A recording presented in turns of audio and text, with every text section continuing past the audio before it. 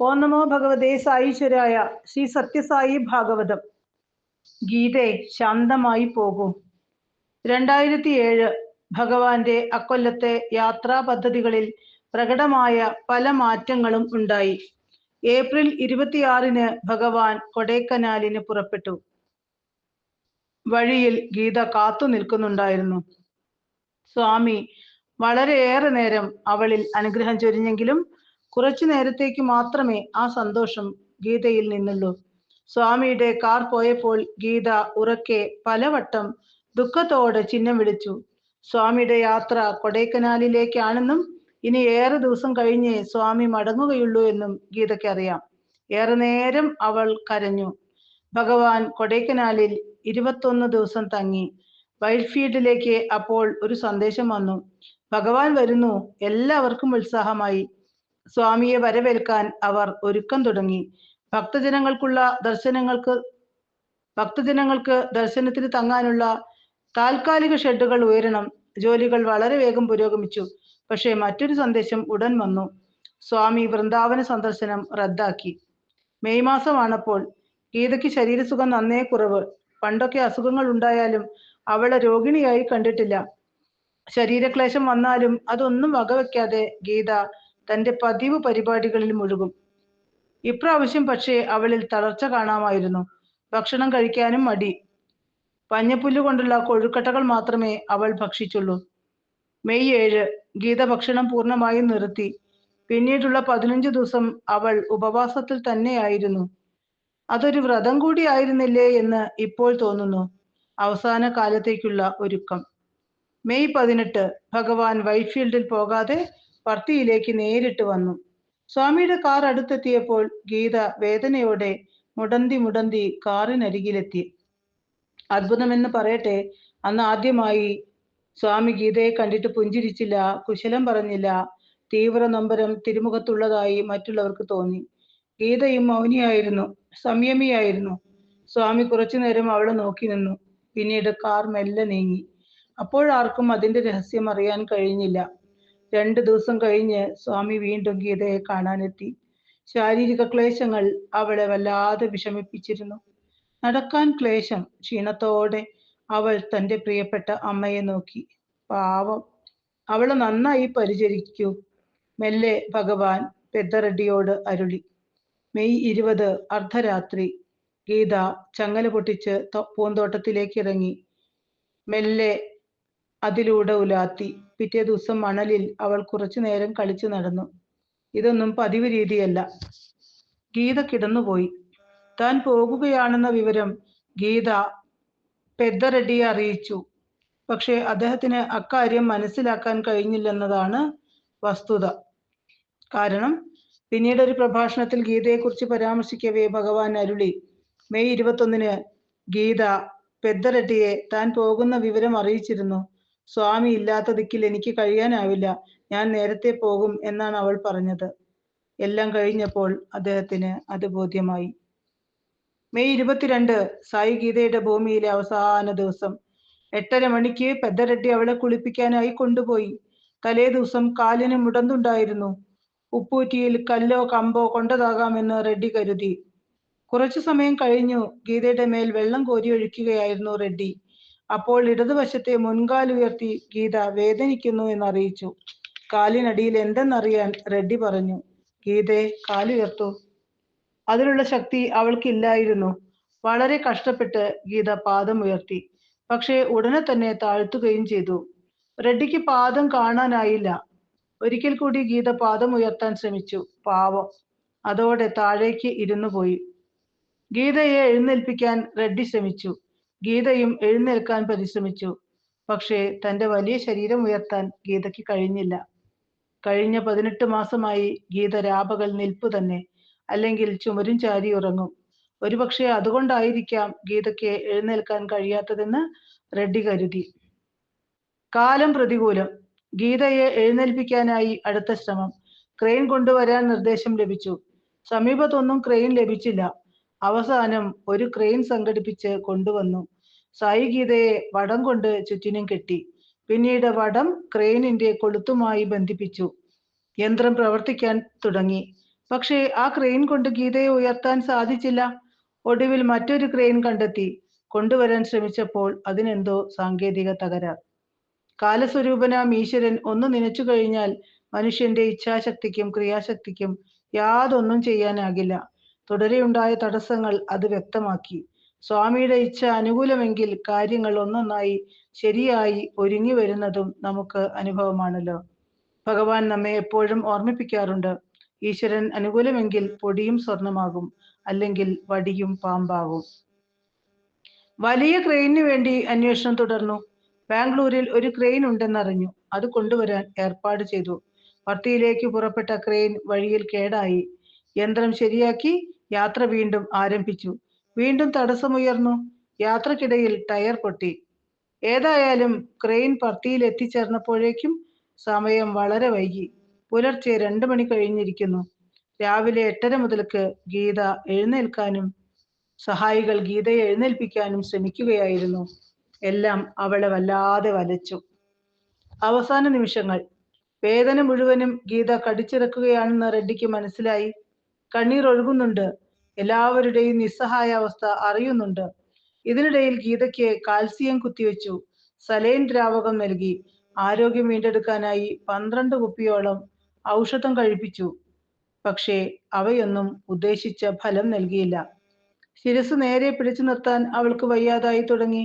അത് മന്ദമന്ദം കുനിയാൻ തുടങ്ങി. ശ്വാസഗതി മന്ദഗതിയിലായി. 1 മണിക്കൂറോളം ആ നില തുടർന്നു. 6 മണിയോടെ വളരെ ശാന്തമായി ഗീത യാത്രയായി. ഡോക്ടർമാർ മരണം സ്ഥിരീകരിച്ചു. ഉടൻ തന്നെ സ്വാമിയെ വിവരം അറിയിച്ചു. സ്വാമി, ഗീത പോയി. പായസപ്രസാദം. ആ സന്ദേശം ഭഗവത് സന്നിധിയിൽ എത്തിയപ്പോൾ സ്വാമിയുടെ പ്രതികരണം എന്തായിരുന്നു എന്ന് അറിയില്ല. പക്ഷെ 8 മണിയോടെ സ്വാമിയുടെ വസതിയിൽ നിന്നും പ്രത്യേകം തയ്യാറാക്കിയ പായസപ്രസാദം പെദ്ദറെഡ്ഡിയുടെ സമീപം സ്വാമിയുടെ കൽപ്പന പ്രകാരം എത്തിച്ചു. സ്വാമിയുടെ സന്ദേശവും അറിയിച്ചു. ഈ പ്രസാദം ഗീതയ്ക്ക് കൊടുക്കുക. പെദ്ദറെഡ്ഡി വല്ലാതായി. ജീവനില്ലാത്ത ഗീതയെ എങ്ങനെ ഇത് കഴിപ്പിക്കും? അനുഭവങ്ങളിൽ നിന്നും പെദ്ദറെഡ്ഡി ഒരു കാര്യം ഉൾക്കൊണ്ടിട്ടുണ്ട്. ഭഗവത് കൽപ്പന അനുസരിക്കുക. അതിന്റെ ലോജിക്ക് തിരയുന്നത് മണ്ടത്തരമാകും. അതിനു പുറകിലുള്ളത് ദിവ്യമായ ലോജിക് ആയിരിക്കും. ഭൗതിക ബുദ്ധിക്ക് ഗ്രഹിക്കാൻ കഴിയാത്ത സൂക്ഷ്മതലങ്ങൾ. സായിരാം നാമജപത്തോടെ റെഡ്ഡി ആ പായസം ഗീതയുടെ വായിൽ എങ്ങനെയോ ഒഴിച്ചു കൊടുത്തു. പിന്നീട് വെളുത്ത വസ്ത്രത്താൽ ഗീതയുടെ മുഖം മൂടി. അത്ഭുതം എന്നേ പറയണ്ടു. പിറ്റേന്നാൾ ഗീതയുടെ ശരീരം സംസ്കരിക്കാനായി എടുത്തപ്പോൾ ഒരു തുള്ളി പോലും പായസം താഴെ വീണിരുന്നില്ല. എങ്ങനെ ആ പായസം ഗീതയുടെ വയറ്റിലേക്ക് പോയി? 6 മണിക്ക് സമാധിയായ ഗീത 8 മണിക്ക് എങ്ങനെ പ്രസാദം കഴിച്ചു? ഇതുതന്നെയല്ലേ മറ്റൊരു തരത്തിൽ കർണം സുബ്ബമ്മയുടെ അന്ത്യവേളയിലും അരങ്ങേറിയത്? സായി ഗീതാ സമാധിപീഠം. ഗീതയുടെ പുതിയ വസതി അവളുടെ സമാധിപീഠമാക്കാൻ ഭഗവത് നിർദ്ദേശം വന്നു. രാത്രി മുഴുവനും നിർത്താതെ യന്ത്രങ്ങൾ പ്രവർത്തിച്ചു. 16 അടി വീതിയും 20 അടി നീളവുമുള്ള ആഴമേറിയ കുഴി പുലരാറായപ്പോഴേക്കും തയ്യാറായി കഴിഞ്ഞിരുന്നു. വർത്തി മുഴുവനും ദുഃഖസാന്ദ്രമായി. മെയ് 23. 100 കണക്കിന് ഭക്തന്മാർ നാമജപത്തോടെ വിങ്ങുന്ന ഹൃദയവുമായി നിരന്നു നിന്നു. പെദ്ദറെഡ്ഡി ദുഃഖം സഹിക്കവയ്യാതെ കരഞ്ഞുകൊണ്ടിരുന്നു. ജന്മം മുഴുവനും ഗീതയുടെ നിഴൽ പോലെ നടന്നയാളല്ലേ അദ്ദേഹം. രാവിലെ 7:30 ദർശനം വളരെ വേഗം പൂർത്തിയാക്കി ഭഗവാൻ സായി ഗീതയുടെ ഭൗതിക ശരീരത്തിനടുത്തേക്ക് യാത്രയായി. ആയിരക്കണക്കിന് ആളുകൾ അവിടെ തടിച്ചുകൂടിയിരുന്നു. ഭഗവത് സാന്നിധ്യം കൂടിയായപ്പോൾ പരിപൂർണ നിശബ്ദത അവിടെ ഘനീഭവിച്ചു. സ്വാമി, ഗീത ഉറങ്ങുകയാ.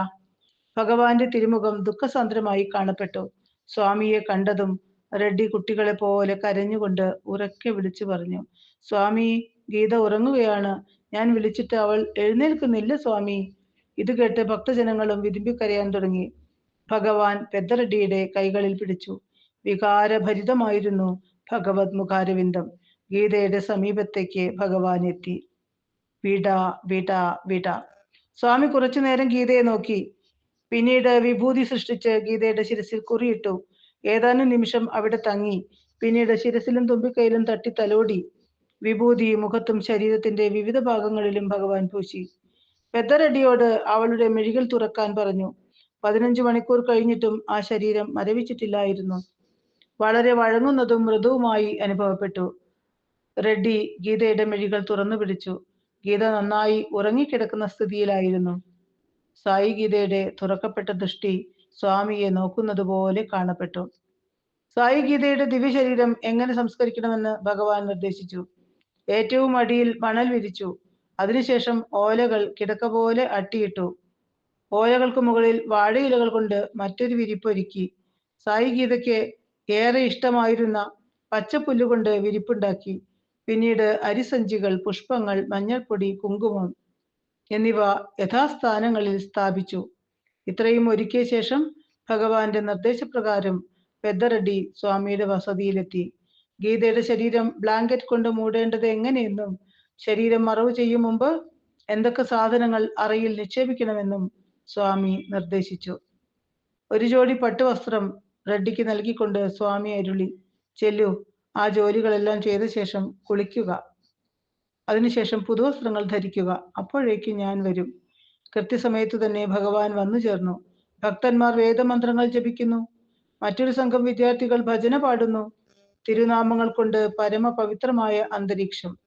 ഒരു മഹായോഗിനിയുടെ സമാധി ഇരുത്തലിനുള്ള അന്തരീക്ഷം അവിടെ സംജാതമായി. ക്രെയിൻ ഉപയോഗിച്ച് ഗീതയുടെ ശരീരം ഉയർത്തി. സമാധി അറ ഒരുക്കിയിട്ടിരിക്കുന്നിടത്തേക്ക് യന്ത്രകരങ്ങൾ നീങ്ങി. കാറിനകത്തിരുന്ന് സ്വാമി അതെല്ലാം നിരീക്ഷിച്ചു. ചുട്ടുപൊള്ളിക്കുന്ന ചൂട്. ഭഗവാൻ അതൊന്നും വകവച്ചില്ല. മണിക്കൂർ 1 കഴിഞ്ഞു. പെദ്ദറെഡ്ഡി ഭഗവാന്റെ സമീപം ചെന്ന് പ്രാർത്ഥിച്ചു, സ്വാമി, ഇവിടെ ഭയങ്കര ചൂടാണ്. ഇനിയും ഏറെ സമയം എടുക്കും ഗീതയുടെ ശരീരം സമാധിയിൽ വെക്കാൻ. ദയവ് ചെയ്ത് സ്വാമി മന്ദിരത്തിലേക്ക് തിരിച്ചു പോകണേ. ഉറച്ച ശബ്ദത്തിൽ മെല്ലെ ഭഗവാൻ അരുളി, ഇല്ല, അവസാനം വരെ ഞാൻ ഇവിടെ കാത്തിരിക്കും. ഭഗവത് കൃപ. 1.5 മണിക്കൂർ നേരത്തെ കഠിന പ്രയത്നം. അപ്പോഴേക്കും ഭൂമിദേവിയുടെ മടിത്തട്ടിൽ സായി ഗീതയുടെ, ഭഗവാന്റെ പ്രിയപുത്രി കൂടിയായ ഭക്തയുടെ ഭൗതിക ശരീരം ക്രെയിനിന്റെ സഹായത്തോടെ എടുത്തു വെച്ചു. കൂപ്പുകൈയോടെ ഭക്തജനങ്ങൾ നിറമിഴികളുമായി ജപം തുറന്നു. ഗീതയുടെ ഭൗതിക ശരീരം പൂർണ്ണമായി സംസ്കരിച്ച് സമാധി അറ അടച്ച് ഭദ്രമാക്കിയ ശേഷമാണ് സ്വാമി മന്ദിരത്തിലേക്ക് മടങ്ങിയത്. സായി അവതാര ചരിത്രത്തിൽ ഒരാളുടെയും അന്ത്യയാത്രയ്ക്ക് ഭഗവാൻ ഇങ്ങനെ ശാരീരിക സാമീപ്യം നൽകി അനുഗ്രഹിച്ചിട്ടില്ല. ഭഗവാന്റെ തിരുമുഖത്ത് ഒഴുകിയ കണ്ണീർ കണ്ട് ഭക്തജനങ്ങളും അടക്കിപ്പിടിച്ച് കരഞ്ഞുപോയി. സായി ഗീതയുടെ ഹൃദയത്തിൽ സ്വാമിയുടെ സ്ഥാനം എത്രമാത്രമായിരുന്നു എന്നും സ്വാമിയുടെ ഹൃദയത്തിൽ ഗീതയുടെ സ്ഥാനം എന്തായിരുന്നുവെന്നും ആ നിമിഷങ്ങൾ ഭക്തലോകത്തോട് വിളിച്ചോതി. സമാധാനമായി പോകൂ. കുറച്ചു ദിവസത്തിനു ശേഷം ബാഹ്യദൃഷ്ടിയിൽ ആരും കാണാത്ത, അറിയാത്ത ഒരു കാര്യം ഭഗവാൻ വെളിപ്പെടുത്തി. കണ്ടതിലേറെ കാണാനും കേട്ടതിലേറെ കേൾക്കാനും ഉണ്ടെന്ന് പറയുന്നത് എത്ര സത്യം. ഈശ്വരൻ വെളിപ്പെടുത്തുമ്പോഴല്ലാതെ അതൊന്നും അറിയാൻ ആരാലും സാധ്യമല്ല. സ്വാമി പറഞ്ഞു, ഗീത ശരീരം വെടിഞ്ഞു. പക്ഷേ ഞാൻ അവിടെ ചെന്ന് അവളോട് സംസാരിച്ചു. ക്ഷീണിതയായിരുന്നു ഗീത. ഞാൻ പറഞ്ഞു, ഗീത, ഇങ്ങോട്ട് നോക്കൂ. സ്വാമി നിനക്ക് വേണ്ടി മനോഹരമായൊരു വസതി പണിയിപ്പിച്ചിട്ടുണ്ട്. ഗീത കണ്ണു തുറന്ന് എന്നെ കണ്ടു. ആ നിമിഷമാകാം റെഡ്ഡിയോട് ഗീതയുടെ കണ്ണു തുറക്കാൻ സ്വാമി പറഞ്ഞത്. പക്ഷെ ഗീത തീർത്തും ദുർബലയായിരുന്നു. കണ്ണീർ പൊഴിക്കാനല്ലാതെ പാവം അവൾക്ക് എന്തു ചെയ്യാനാകും? അന്ത്യവേളയാണെന്ന് അവൾക്ക് അറിയാമായിരുന്നു. ഞാൻ പറഞ്ഞു, ഓ, അപ്പോൾ നീ പോവുകയാണ് അല്ലേ? ശരി ശരി, സന്തോഷത്തോടെ സമാധാനത്തോടെ പോകൂ. അതിനുശേഷമാണ് സ്വാമി ഗീതയുടെ ശരീരം മറവ് ചെയ്യാനുള്ള സ്ഥാനത്തേക്ക് തൻ്റെ നോട്ടം മാറ്റിയത്. ശ്രാദ്ധം. ഗീത സമാധിയായതിൻ്റെ 11-ാം ദിവസം ഭഗവാൻ അവിടെ വന്നു. സായി മണ്ഡപത്തിൽ ആപ്പിളും ഏത്തപ്പഴങ്ങളും പഞ്ഞപ്പുല്ല് ഉരുളയും മധുരപലഹാരങ്ങളും വയ്ക്കാനും അതിനുശേഷം അവ വിതരണം ചെയ്യാനും ഗോകുലത്തിലെ പൈക്കൾക്ക് കൊടുക്കാവുന്നവ അവയ്ക്കും ഭക്ഷണമായി കൊടുക്കാനും സ്വാമി നിർദ്ദേശിച്ചു. ഭഗവാൻ തന്നെ താൻ പുത്രി സമം പരിപാലിച്ചു പോന്ന ഭക്തിയുടെ പേരിൽ ശ്രാദ്ധ ദിനം പ്രസാദമൂട്ടും നടത്തി. 45 വർഷം ഭഗവത് സന്നിധിയിൽ ഒരു നിമിഷം പാഴാക്കാതെ ധന്യജീവിതം നയിച്ച സായി ഗീത നമുക്ക് മാർഗദീപമാകട്ടെ. ഗീതയും John ഹിസ്ലോപ്പും. John Hyslop അനുസ്മരിക്കുന്നു. John Hyslop അമേരിക്കക്കാരൻ. ഭഗവാന്റെ സാമീപ്യം ഏറെ ലഭിച്ചയാൾ. ബാബയെക്കുറിച്ച് ഗ്രന്ഥങ്ങൾ പലത് രചിച്ചിട്ടുണ്ട്. ഒരു ദിവസം ബാബ സായി ഗീതയെയും പ്രതീക്ഷിച്ചിരിക്കുകയാണ്. സമീപം ജോൺ ഹിസ്ലോപ്പ്. താമസിയാതെ സായി ഗീത എത്തി. ബാബ അവളുടെ തുമ്പിക്കൈ തലോടി. കുറച്ചു നേരം സംസാരിച്ചു. പിന്നീട് ഏത്തപ്പഴങ്ങൾ വായിൽ വെച്ചു കൊടുത്തു. പിന്നീട് സ്വാമി കാറിലേക്ക് കയറാൻ ഒരുങ്ങി. ഗീത ഉടൻ ഒരു പ്രത്യേക ശബ്ദം പുറപ്പെടുവിച്ചു. സ്വാമി തിരിഞ്ഞ് ചെന്ന് തുമ്പിക്കൈയിൽ തലോടി. എന്തോ പറഞ്ഞു. പിന്നീട് ഹിസ്ലോപ്പിനോട് പറഞ്ഞു, കണ്ടില്ലേ, അവൾ കരയുകയാണ്. സ്വാമി എന്നെ വിട്ടിട്ട് പോകല്ലേ എന്ന് പ്രാർത്ഥിക്കുകയാണ്. കുറച്ചുകൂടി സമയം അവളുടെ സമീപം ചെലവഴിക്കൂ എന്ന് കേഴുകയാണ്. സ്വാമിയുടെ വാക്കുകൾ കേട്ട് ഹിസ്ലോപ്പ് ഗീതയെ ശ്രദ്ധിച്ചു. ഗീതയുടെ മിഴികളിൽ നിന്നും വലിയ നീർത്തുള്ളികൾ ഇറ്റുവീഴുന്നു. ഭഗവാൻ കാറിൽ കയറി. കാർ നീങ്ങി. ഹിസ്ലോപ്പ് ചോദിച്ചു, സ്വാമി, ഒരു സംശയം ചോദിക്കട്ടെ? സ്വാമി അനുവദിച്ചു. അദ്ദേഹം ചോദിച്ചു, സായി ഗീത ഭാരതത്തിൽ പണ്ട് ഒരു രാജകുമാരിയായിരുന്നു എന്നും അന്നും അവൾ അങ്ങയുടെ ഭക്തിയായിരുന്നു എന്നും ജനം പറയുന്നു. മാത്രമല്ല, ഇപ്രാവശ്യം ഇങ്ങനെ ഒരു ജന്മം സ്വീകരിച്ചത് സ്വാമിയുടെ സാമീപ്യം കൂടുതൽ അനുഭവിക്കാനാണെന്നും പറഞ്ഞു കേൾക്കുന്നു. ഇത് സത്യമാണോ? നിഷേധാർത്ഥത്തിൽ തലയാട്ടിക്കൊണ്ട് സ്വാമി മെല്ലെ അരുളി, അല്ല അല്ല, ഗീതയ്ക്ക് മനുഷ്യജന്മം കിട്ടിയിട്ടേയില്ല. പക്ഷേ അടുത്ത ജന്മം അവൾക്ക് മനുഷ്യജന്മമായിരിക്കും. ഈശ്വരനെ ലഭിക്കാൻ ഒന്നുമേ വേണ്ട, ശുദ്ധപ്രേമം മാത്രം മതി എന്ന ഋഷീശ്വരന്മാരുടെ വേദവാണി ഒരിക്കൽ കൂടി ലോകത്തിന് ഗീതയിൽ കൂടി ഭഗവാൻ വെളിപ്പെടുത്തി. കാട്ടിലെ വാരിക്കുഴിയിൽ വീണ ഏതോ ഒരു ആനക്കുട്ടി, കരയാനല്ലാതെ മറ്റൊന്നും അറിയാത്ത ഒരു ആനക്കുട്ടി. കരയരുത്, ഇന്നു മുതൽ നിന്റെ അമ്മ ഞാനാണ് എന്ന സായീശ്വരിയുടെ വാക്കുകളിൽ ഉറച്ചു വിശ്വസിച്ച് അതിനനുസരിച്ച് ജീവിതം നയിച്ച് സ്വജീവിതം ധന്യമാക്കിയ പുണ്യവതി. ലോകമുള്ള കാലത്തോളം സായീശ്വര കഥകൾ സ്മരിക്കുന്ന ദിക്കിലൊക്കെ ഗീതയെയും അനുസ്മരിക്കേണ്ടി വരും. അതിൽ കൂടുതൽ എന്താണ് നേടാനുള്ളത്? ഒരാനയ്ക്ക് ഇത്രത്തോളം ഉന്നതി പ്രാപിക്കാനാകുമെങ്കിൽ അതീവ ദുർലഭമായ നരജന്മം നേടിയ നാം എന്തായി തീരണം? സായി ഗീതയെക്കുറിച്ചുള്ള ഭഗവത് വചനങ്ങൾ ശ്രദ്ധിക്കൂ. രാമൻ എവിടെയുണ്ടോ അവിടെ രാമദാസനായ മാരുതിയും ഉണ്ടാകും. കൃഷ്ണൻ എവിടെയുണ്ടോ അവിടെ ഭക്തകുചേലൻ കൃഷ്ണപൂജയിൽ മുഴുകിയിരിക്കുന്നത് കാണാം. സായിബാബ എവിടെയുണ്ടോ അവിടെയെല്ലാം സായി ഗീത അവളുടെ നിഷ്കളങ്ക ഭക്തിയുമായി ഉണ്ടാകും. സായി ദിവ്യചരിതത്തിൽ ഒരേ ഒരു രംഗത്ത് മാത്രം ഭഗവാൻ ഫലശ്രുതി പറയുന്നു. ഗീതയെ സ്മരിച്ചു സംസാരിക്കവേ അവിടുന്ന് അരുളി, ഗീതയ്ക്ക് എന്നോടുണ്ടായിരുന്ന തീവ്രഭക്തിയെക്കുറിച്ച് നിങ്ങൾ ഓർമ്മിക്കുകയും ചിന്തിക്കുകയും മാത്രം ചെയ്താൽ നിങ്ങളുടെ ചിന്തകൾ പവിത്രവും ശ്രേഷ്ഠവുമായി വികസിക്കും. അപ്പോൾ ഞാൻ നിങ്ങളെ എൻ്റെ ഹൃദയത്തോട് ചേർക്കും. എന്നെ ലഭിക്കാൻ മറ്റൊന്നും നിങ്ങൾ വേറെ ചെയ്യേണ്ടതായിട്ടില്ല. സായി ഗീതാചരിത പാരായണം, മനനം സായീശ്വര സാമീപ്യം ഉറപ്പാക്കും, ഭക്തി വർദ്ധിപ്പിക്കും. ഓം തത്സത്.